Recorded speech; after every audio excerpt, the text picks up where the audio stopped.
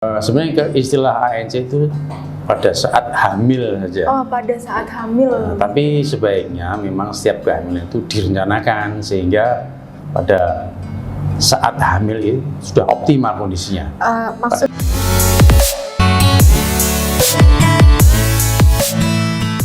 Informasi hari ini, Humas RSUD Jombang menyapa. Bincang-bincang dengan Dr. Joko Pratomo, SPOG, dokter spesialis obstetri dan ginekologi RSUD Jombang. Membahas tentang antenatal care. Assalamualaikum warahmatullahi wabarakatuh. Selamat pagi pemirsa Humas RSUD Jombang menyapa. Berjumpa lagi ya pemirsa dengan saya Genita Prayoga di acara yang tentunya kita tunggu-tunggu, yaitu Humas RSUD Jombang menyapa. Tentunya seperti pertemuan sebelum-sebelumnya, saya tidak sendiri. Saya sekarang ditemani oleh seorang narasumber yang sangat-sangat kompeten, yang sangat ahli di bidangnya. Beliau adalah Dr. Joko Pratomo, spesialis obgyn atau spesialis kandungan di RSUD Kabupaten Jombang. Untuk tema yang akan kita bahas pada pagi hari ini seputar tentang antenatal care. Tapi sebelum itu kita sapa dulu beliau, Dokter Joko. Selamat pagi, Dokter Joko. Pagi. Gimana dok kabarnya dok hari ini? Baik, alhamdulillah. Assalamualaikum. Waalaikumsalam. Sudah kesekian kalinya ya dok ya. Nggak bosen ya dok ya. Iya. Jangan bosen-bosen dok di sini dok. Karena kan memang ya acaranya mengedukatif kita semua ya dok ya. Dokter, seperti yang saya sampaikan tadi, kita ini akan membahas seputar tentang antenatal care ya atau ANC. Sebelumnya kenapa sih dok kok panjenengan ini kok tertarik mengambil tema antenatal care ini? Tentunya kan ada alasannya nih, karena apa nih gitu.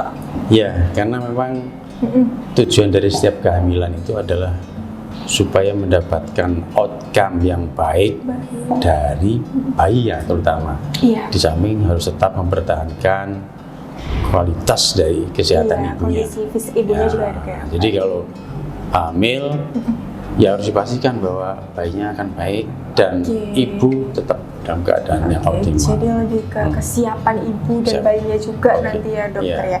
Nah dok, sebenarnya antenatal care ini apa sih dok? Apa yang dimaksud antenatal care atau ANC ini? Karena kan istilahnya ini medis banget nih dok, banyak yang nggak tahu ini ya. Mungkin banyak orang awam, apa sih ANC antenatal care ini gitu? Ya, gitu. Antenatal care itu kan antenatal care, jadi pelayanan kepada ibu-ibu hamil yang dalam keadaan sebelum melahirkan. Jadi pada saat hamil ya, pada saat hamil. Pada saat hamil. Iya. Kemudian seorang ibu yang sudah diketahui hamil, maka pada saat itu dia harus segera membicarakan kondisinya, apakah ibunya dalam keadaan ini tuh siap, betul-betul siap untuk hamil, untuk melanjutkan kehamilannya atau tidak. Untuk itu perlu dipastikan bahwa kehamilannya baik. Oke, jadi ini suatu kesiapan atau kegiatan yang memang dilakukan dalam masa kehamilan atau sebelum kehamilan ini juga ya dok ya, untuk ANC ini berarti? Sebenarnya istilah ANC itu pada saat hamil saja. Oh, pada saat hamil. Tapi sebaiknya memang setiap kehamilan itu direncanakan sehingga pada saat hamil itu sudah optimal kondisinya. Maksud, pada saat hamil. Iya. Namun dan maksud yang direncanakan dari segi apa dok? Mungkin dari segi usianya, tentunya yang pertama pasti kesiapan fisik ibunya ya dok, itu yang utama. Ya. Kemudian yang kedua apa nih dok? Apa karena dari segi usia juga berpengaruh mungkin ya untuk wanita nih dok? Ya karena kehamilan itu kan harus direncanakan supaya anak yang kita kandung itu sehat. Yang kedua, memang kita siap untuk merawat selama kehamilan juga. Jadi dan ibu memang dalam keadaan optimal, jangan sampai misalnya pada saat hamil ternyata kondisinya tidak optimal, sakit-sakit sehingga nanti akan mempengaruhi janinnya, ibunya sendiri, bahkan tidak hanya janinnya, bahkan bisa menyebabkan komplikasi yang lebih berat sampai timbulnya kematian pada saat hamil maupun persalinan. Jadi ibu itu sebenarnya ada yang memang siap untuk hamil, tapi ada juga yang tidak boleh hamil. Oh gitu ya? Maksudnya gimana dok? Yang nggak boleh hamil ya? Dengan ibu yang beresiko tinggi begini? Ya, orang-orang yang misalnya penyakit jantung ya. Oh iya. Ibu yang itu penyakit jantung yang berat, itu nggak boleh hamil. Jadi jangan hamil dulu. Nah, diobati dulu. Nanti kalau sudah lebih baik, boleh program. baru misalnya kalau memang harus hamil ya hamil. Oke. Gitu. Jadi tidak harus kesiapan ini yang paling utama ya dok ya. Tentunya berarti untuk ANC ini sasaran utamanya ya tentunya pasti ibu hamil juga ya dok ya, dan janinnya nanti ya, janin lahir sehat gitu ya dok ya. Ya jadi pada saat ANC sebaiknya pasangan ikut mendampingi pada saat pemeriksaan itu. Oh, jadi suaminya harus ikut ya dok ya. Sehingga informasi Gitu. tentang kehamilannya, Iya. informasi tentang kondisi ibunya itu bisa sampai kepada tersampaikan ya. suaminya. Karena selama ini ngapunten mungkin karena mungkin wanita independent woman nih dok yang ngerasain jadi udah lah pokoknya kemana-mana sendiri nih kalau jadi memang ANC mungkin kalau bisa harus sama suaminya atau pasangannya ya. Jadi biar nanti ketika ada apa-apa komunikasinya bisa tersampaikan dengan baik dan benar gitu ya dokter. Supaya bisa mendukung. Baik. Nah, dok, sebenarnya tujuan dilakukannya ANC ini untuk apa sih dok selain persiapan untuk ibu hamilnya sendiri? Tadi ya. Untuk kedepannya mungkin Memastikan bahwa janinnya baik. Baik, itu yang pertama. Tumbuh kembang dengan baik. Nah, juga mempersiapkan supaya ibunya tetap dalam kondisi maksimal pada saat hamil maupun persalinan. Mencegah timbulnya komplikasi pada saat hamil maupun persalinan dan mempersiapkan supaya pada saat persalinan itu maksimal, dia sudah siap kapan harus dilahirkan. Jadi tidak ujuk-ujuk. Jadi semuanya kalau bisa direncanakan. Ada plan ya dok. Direncanakan. Ya. Nah tadi Dokter Joko sebutkan bahwa ANC ini salah satunya untuk mencegah komplikasi pada kehamilan. Nah, ini komplikasi yang seperti apa dokter? Contohnya? Contoh aja nih, mungkin ada satu case ya. Ya, terima kasih. Jadi banyak kasus yang timbul komplikasi pada saat hamil itu adalah hipertensi. Hipertensi pada kehamilan ya dok ya. Selama kehamilan itu hipertensi. Nah, itu kita harus antisipasi. Kita screening apakah seorang yang hamil ini berisiko terjadi komplikasi hipertensi atau tidak. Nah, itu sejak awal kita screening. Kalau memang ternyata dia berisiko, maka kita lakukan pencegahan supaya tidak terjadi komplikasi itu. Tapi kalau ternyata memang terjadi komplikasi, ya kita harus terapi sedini mungkin. Dan mungkin kehamilannya pun mungkin bisa dipercepat kelahirannya. Jadi tidak harus menunggu 40 minggu, tidak perlu menunggu 9 bulan 10 hari. Tapi kalau sangat-sangat berisiko ya mungkin pada saat 34 minggu kita lahirkan. Jadi tidak perlu nunggu yang lebih tua lagi karena nanti bisa berisiko pada ibunya, bisa sampai pada kematian pada ibunya. Jadi memang tidak mau ambil resiko untuk itu ya dok ya. Jadi biar tidak membahayakan ibu dan janinnya tentunya nanti ya dokter. Karena dua penyebab kematian terbesar itu adalah pada ibu hamil maupun melahirkan itu adalah untuk saat ini dok ya. Hipertensi, masih tetap hipertensi. Berapa angka prevalensinya berapa persen dok ya kalau setahu dokter Joko? Cukup besar. Cukup besar. Jadi hipertensi sama perdarahan. Tapi yang bisa diantisipasi terutama adalah hipertensi. Itu tadi berarti pencegahannya sangat penting ya dok ya. Baik. Nah dokter, yang ingin saya tanyakan juga indikator kunjungan bagi ibu-ibu hamil yang akan melakukan ANC ini dilakukannya berapa kali sih dok kalau boleh tahu dok? Dalam keadaan ibu hamil yang normal. Normal dulu nih ya dok ya. 6 kali selama hamil. 6 kali 6 kali. Iya. Jadi 6 kali. Jadi pada saat trimester pertama itu 1 kali. Trimester kedua itu 2 kali. Dan trimester ketiga 3 kali. Sedikit 3 kali. Jadi semuanya 6 kali. Untuk ibu hamil yang normal yang tanpa komplikasi yang dimaksud tadi ya. Nah, kalau yang ibu hamil dengan istilah yang beresiko tinggi atau resti nih, yang punya Ibu hamil komplikasi. dengan resti tentunya tergantung kondisinya. Jadi bisa lebih dari itu. Kalau perlu mungkin kalau secara klinis perlu dipantau setiap minggu, bisa Ya, harus sampai setiap kontrol, minggu. Ya. Jadi melihat kondisi ibunya. Jadi untuk indikator kunjungan bagi ibu hamil ANC ini untuk normalnya 6 kali 6 kali. kunjungan ya dokter ya. Mungkin banyak yang melakukan 1 kali, 2 kali, mungkin ini bisa digunakan sebagai pedoman ya dok ya ke depannya. Jadi 6 kali pun itu juga kan harus trimester 1 kali. iya, trimester Jadi ada waktu. TW2 itu 2 kali ya dok ya. kali. TW3 ini yang mungkin 3 banyak kali. 3 kali gitu. Oh iya baik. Nah, terus tes ANC ini meliputi apa saja dok yang biasanya dilakukan di puskesmas ini biasanya?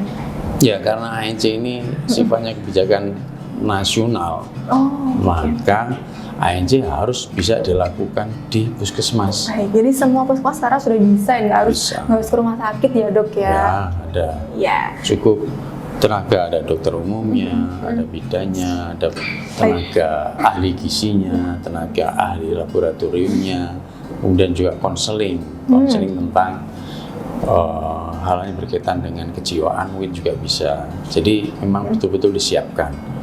Nah, kalau misalnya di dalam pemeriksaan di puskesmas itu didapatkan kelainan atau dicurigai ada kelainan, maka harus dirujuk. Nah, dirujuknya tentunya di rumah sakit rujukan. Seperti kita ini adalah rumah sakit rujukan. Betul. Jadi kita sudah siap dengan poli ANC-nya, dengan tenaga yang cukup ya, dengan fasilitas yang cukup. Jadi screening yang kita lakukan cukup banyak, misalnya tentang screening anemi, ini penting ya, anemi karena berkaitan dengan kualitas dari bayinya dan juga risiko terhadap terjadinya perdarahan pada saat persalinan. Jadi ANC di puskesmas kalau ada kecurigaan atau apalagi sudah jelas kelainan harus dirujuk. Oke, berarti ANC di puskesmas ini juga meliputi lab laboratorium juga tadi ya dok ya, pengecekan, terus kemudian gizi dari ibunya, terus kemudian apakah gigi itu juga termasuk dok biasanya? Termasuk ya dok ya. Juga untuk kesehatan gigi. Ya. Oke, baik. Nah, dokter, untuk saat ini untuk kasus yang paling banyak nih di poli kandungan yang paling sering ditangani nih, kasus ibu beresiko tinggi seperti apa, yang dengan hipertensi kah atau? Yang paling banyak untuk saat ini rujukan adalah dengan kasus kehamilan dengan komplikasi atau berisiko tekanan darah tinggi. Oh, yang itu yang hipertensi paling tadi. banyak, memang masih tinggi. Berapa dok untuk angka perharinya ini kalau kunjungan di poli kandungannya sendiri, kalau boleh tahu? Mungkin rata-rata kalau di poli itu sekitar 50 ya. 50, banyak juga. Mungkin bisa sampai. Dari Mungkin 60%-nya kasus-kasus preeklamsi atau PEB gitu ya Ya. dok ya, itu paling banyak. Nah, kalau boleh tahu sedikit aja dok, sebenarnya untuk PEB atau preeklamsi ini penyebabnya apa sih dok? Nah, sekedar tahu aja mungkin. Oh, iya. Oke. Jadi memang belum ada secara pasti penyebabnya apa, tapi masih secara teori beberapa. Tapi hal yang berkaitan dengan faktor risiko itu misalnya adalah faktor memang ada penyakit yang mendasarinya, misalnya hipertensi. Jadi orang yang sudah hipertensi sebelum hamil. Atau mungkin dia sudah menderita penyakit kencing manis sebelum hamil. Diabetes. Itu jadi 2 kondisi itu. Atau memang terlalu muda, terlalu tua, atau mungkin hamil muda juga. Oh, itu juga berpengaruh. Ya, hamil pertama kali, jadi dia betul-betul hamil pertama kali, misalnya. Atau kadang-kadang hamil yang dengan pasangan yang pertama kali. Jadi mungkin pernah menikah, cerai, kemudian menikah lagi lah, itu termasuk berisiko. Oke, itu tadi ya.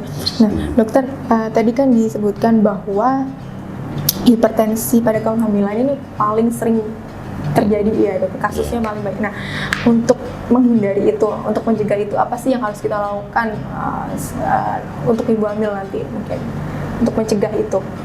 Yang pasti tadi, jadi screening apakah seseorang ibu itu memang dalam kondisi bagus, kondisi yang siap untuk hamil atau tidak. Itu screening, oke. Nah, jadi kalau misalnya dia kencing manis sebelum hamil, Ya dioptimalkan dulu Kencing gulanya. manisnya ya, Ya, Dok, kencing oke, manisnya. distabilkan dulu.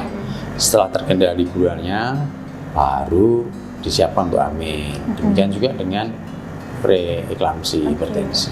Mungkin dari segi makanan dan pola makan atau lifestyle itu juga berpengaruh kan dok, seperti itu. Ya, Itu juga ya berarti ya, oke tidak boleh sembarangan makannya juga ya dokter ya. termasuk obesitas ya. Oh itu juga dok ya, oke Iya, berarti jadi memang- jangan mentang-mentang ibu hamil udah makan aja gitu, nggak bisa gitu ya dok ya berarti ya. Karena Iya. kan memang ibu hamil ya mohon maklum ya dok ya. Biasanya kan rasanya kan lapar terus pengen makan ini makan itu juga harus dikontrol ya dok ya. Iya, Baik, betul. oke. Nah, dok untuk saat ini untuk dokter di poli kandungannya berapa orang dok? 3 ya dok? 3 dan 4. Oh, 4. Bisa sampai 4 ya. Sudah Mat, dokter Joko, dokter Dian. Dokter Dian, dokter Iwan, kan? dokter Subur. Oh iya dokter sebelumnya dokter Wijaya, berarti sudah 4 ya untuk polinya hari Senin sampai dengan hari Jumat ya dokter ya. Dok terakhir nih sebelum acara ini kita tutup nih, Ya. kita tahu kan bahwa antenatal care atau ANC ini kan memang suatu kegiatan atau suatu tes yang memang sangat penting sekali ya untuk screening ya bagi ibu hamil. Nah, cara apa sih dok yang harus kita lakukan untuk meningkatkan kesadaran nih ibu hamil terhadap pentingnya ANC ini gimana? Soalnya kan banyak juga yang mungkin masyarakat yang udahlah asal hamil ya udah nggak ada tesnya seperti itu gitu kan, mungkin beberapa mungkin ada yang masih seperti itu ya dok ya. Nah, untuk meningkatkan kesadaran mereka ini seperti apa dok? Ya bahwa kita sekarang ini kan harus melahirkan bayi-bayi yang berkualitas. Iya, generasi emas ya dok ya katanya ya dok ya. Oke. Jadi tidak hanya dari sisi jumlahnya. Iya. Wah, jadi karena kesehatan itu memang mahal, jadi memang ketika kita hamil kita siapkan betul-betul supaya maksimal. Jadi tidak bolak-balik hamil, bolak-balik. Iya. Karena hamil sendiri merupakan risiko juga. Kalau berkali-kali hamil, ya itu risiko terjadi mungkin sakit atau mungkin bisa menyebabkan meninggal. Oke. Nah, jadi begitu hamil sudah dipastikan bahwa janinnya baik. Iya, jadi kondisi ibunya sehat, bayinya lahir juga sehat. Jadi ya akan melahirkan generasi yang sehat juga ya dok ya gitu ya. Baik dokter Joko, mungkin sebelum acara ini kita closing nih, ada pesan atau kesan yang ingin dokter Joko sampaikan kepada masyarakat Humas RSUD Jombang Menyapa di luar sana mungkin terkait pelayanan di RSUD atau terkait ANC, boleh silakan nih. Oh iya, terima kasih Mbak Gina. Iya. Jadi kehamilan itu merupakan suatu jendela atau pintu untuk mendapatkan generasi yang lebih baik. Iya. Generasi yang lebih baik daripada kita saat ini. Iya, jadi anak-anak kita harapkan akan lebih baik. Maka harus disiapkan persiapan. Jangan hamil kalau memang tidak perlu. Jangan hamil kalau tidak siap. Nah, setelah disiapkan bahwa ibu itu, suami itu memang siap untuk mendapatkan anak, siap untuk hamil, segeralah konsultasi untuk bisa hamil. Kemudian selama hamil pastikan pemeriksaan ibu hamil yang sebaik-baiknya. Oke, nah itu tadi pemirsa Humas RSUD Jombang Menyapa, jangan asal hamil ya dok, kesiapan ibunya, kemudian kondisi bayinya juga harus diperhatikan dan harus istilahnya sering-sering ngecek ya dok ya, kalau perlu harus ANC ini wajib ya dokter ya, karena memang untuk screening nanti. Dan mungkin kalau mau berkonsultasi ke poli kandungan boleh langsung ke RSUD ya dok ya, mau ketemu dokter Joko boleh, dokter Dian juga boleh, polinya dari hari Senin sampai dengan hari Jumat, Sabtu Minggu libur ya dokter ya. Oke, ya. Baik pemirsa Humas RSUD Jombang Menyapa, sebelumnya terima kasih dokter Joko karena sudah bersedia meluangkan waktunya untuk kesekian kalinya ya dok ya, mengisi acara kita pada siang hari ini, dan semoga menginspirasi dan istilahnya membuka pola pikir ibu hamil di luar sana ya dokter ya. Baik pemirsa Humas RSUD Jombang Menyapa, cukup sekian acara kita pada pagi hari, dan jangan lupa ya untuk like, share dan subscribe di channel YouTube kami. Selamat siang dan wassalamualaikum warahmatullahi wabarakatuh.